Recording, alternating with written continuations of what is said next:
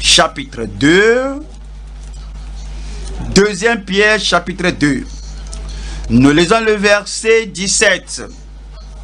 Ces gens-là sont des fontaines sans eau, des nuées que chasse un tourbillon.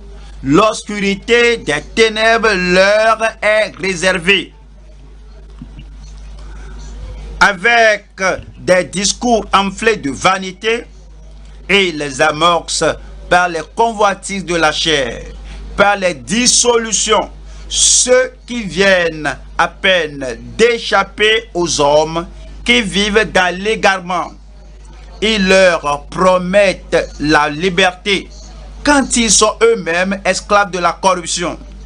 Ceux qui se plongent dans la corruption deviennent soudain esclaves de la corruption, car chacun est esclave de ce qui a triomphé de lui.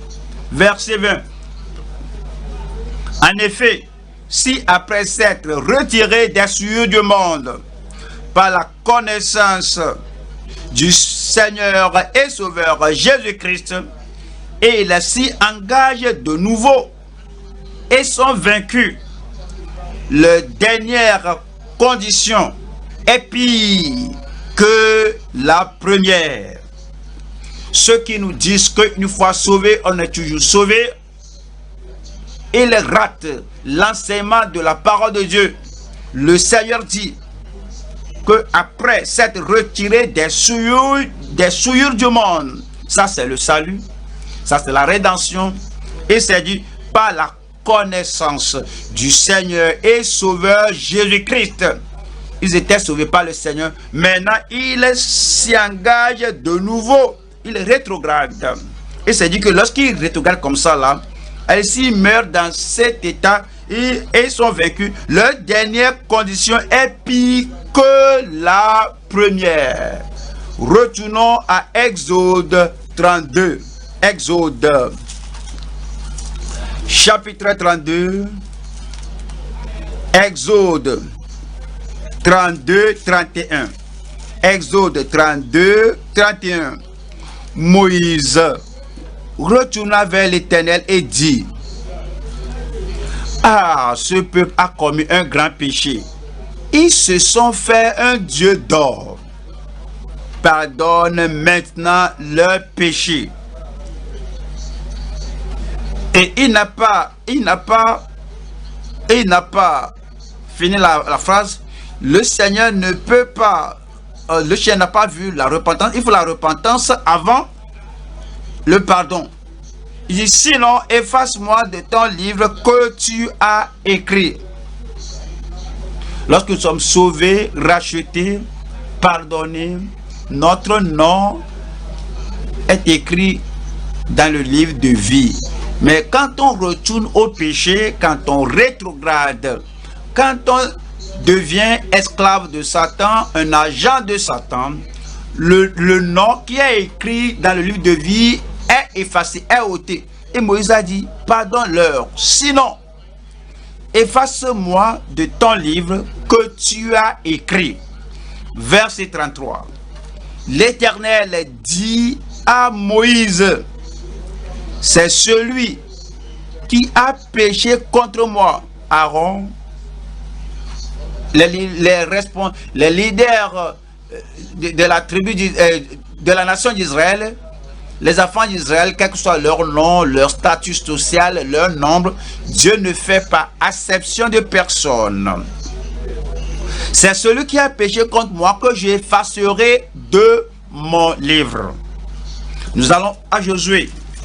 Josué 24, verset 20. Josué 24, verset 20. Voilà ce que la parole de Dieu nous dit ici. Josué 24, verset 20. Lorsque vous abandonnerez l'Éternel et que vous servirez des dieux étrangers, et il reviendra vous faire du mal et il vous consumera après vous avoir fait du bien.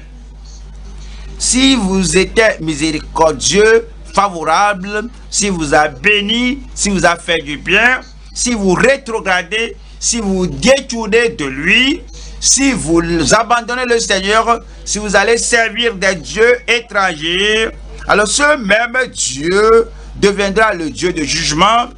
Alors, il va venir vous faire, il reviendra vous faire du mal et il vous consumera après vous avoir fait du bien.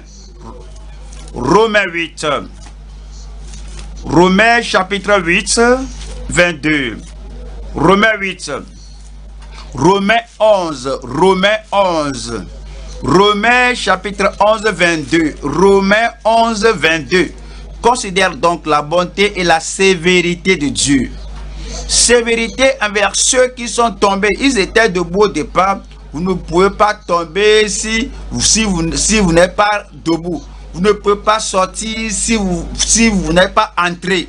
Ils étaient dans la grâce de Dieu. Ils étaient rachetés. Maintenant, ils ont chuté. Sévérité envers ceux qui sont tombés. Et bonté de Dieu envers toi. Si tu demeures ferme dans cette bonté, la bonté qui sauve, la bonté qui fait de vous enfants de Dieu, la bonté qui use de miséricorde envers vous et vous êtes maintenant dans le royaume de Dieu.